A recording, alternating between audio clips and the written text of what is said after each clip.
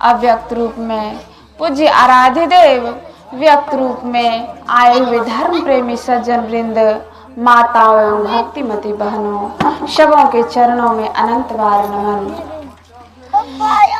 यह संत मत का सत्संग है और संत मत के सत्संग के द्वारा वास्तव में शाश्वत सुख की प्राप्ति कैसे होगी। इस संसार का प्रत्येक प्राणी दुखी है। अंतर मन से वह हर क्षण हर पल कष्टों को सहता हुआ अपने जीवन को व्यतीत करता जा रहा है, लेकिन सुख की प्राप्ति नहीं हो रही है। कहते हैं जतन सभी सुख का किया, दुख का किया न कोई। जतन सभी सुख का किया, दुख का किया न कोई। तुलसी अचरज ये है, अधिक अधिक दुख होय। सुख का जतन तो करते हैं, सुख की प्राप्ति की इच्छा तो होती है, लेकिन सुख की प्राप्ति नहीं होती। इसका कारण क्या है? हो सकता है हम गलत रास्ते पे, गलत जगह पर सुख की प्राप्ति बाहर में कर रहे हो और वह सुख हमारे अंदर, हमारे भीतर छुपा हुआ हो। और हम कहते हैं ना, बैरागिनी भूली आप में, जल में खोजे राम। जल में खोजे राम, जाय के तीरथ छाने। भर में चारियू फूट, नहीं सुधी अपनी आने। फूल माही ज्यों बास, काठ में अग्नि छिपानी। खोदे बिनु नहीं मिले, अहे धरती में पानी। दूध मह घृत रहे, छिपी मेहंदी में लाली।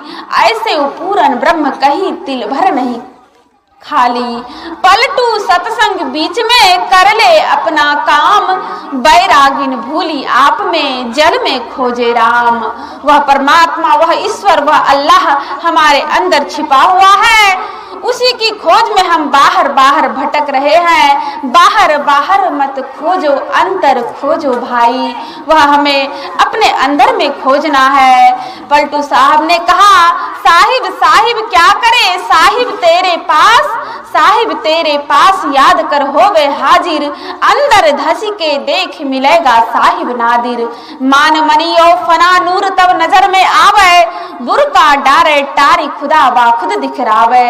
रूह करे में राज कुफर का खोली कुलावा। 30 रोजा रहे अंदर में 7 रिकाबा। लाम कान में रब को पावे पलटू दास। साहिब साहिब क्या करे, साहिब तेरे पास।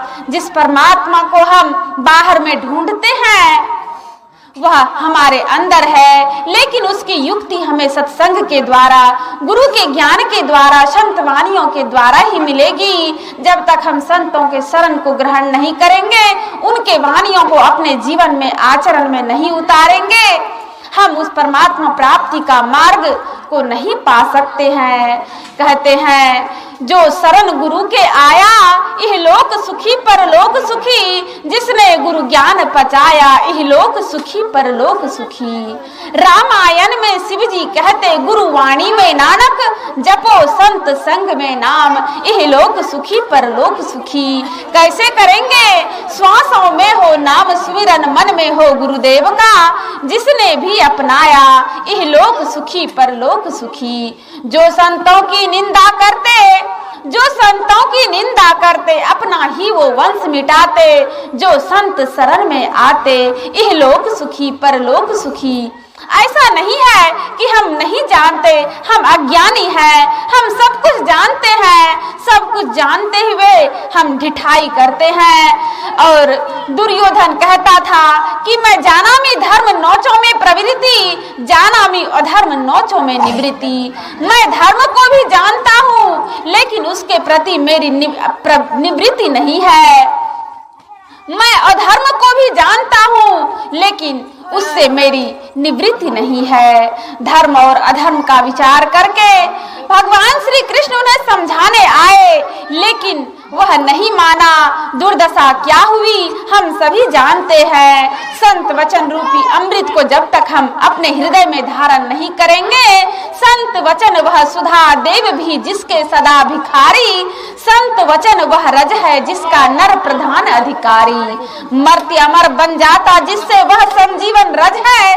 संत वचन सब भव रोगों का रामबाण भेषज है।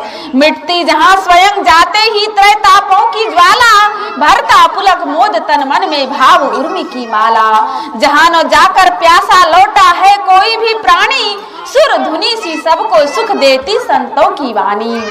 वेद शास्त्र अनुभूति तपस्या का जिसमें संचय है, वेद शास्त्र अनुभूति तपस्या का जिसमें संचय है, संतों का वरद वचन वह मंगलमय निर्भय है। कौन बता सकता है संतों की वाणी में कितना दम है, दासी सुत देवर्षि बन गया जीवन हुआ सफल है। उसी संत की वाणी ने यह चमत्कार दिखलाया, दैत्य वंश में देवोपम प्रहलाद प्रकट हो आया। अगणित बार संत वाणी ने निज प्रभाव प्रगटाया, मान उसे बालक ध्रुव ने हरि का ध्रुव पद पाया। एक लुटेरा था जो वन में मान संत की वाणी, वाल्मीकि बन गया आदि कवि भुवन विदित विज्ञानी। ऐसे संत की वाणी को जिस दिन, जिस पल, जिस क्षण हम संतों की वाणियों को ग्रहण कर लेंगे, हमारा जीवन उद्धार हो जाएगा और हम परमात्मा की प्राप्ति के सन्मार्ग पर, सच्चे रास्ते पर चल पाएंगे।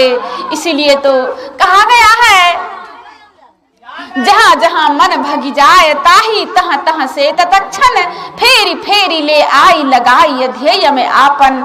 ऐसे ही करी प्रतिहार धारणा धारण धरी के, अरे हारे में ही औरों आगे बढ़िया चढ़िया धरी धारा धरी के।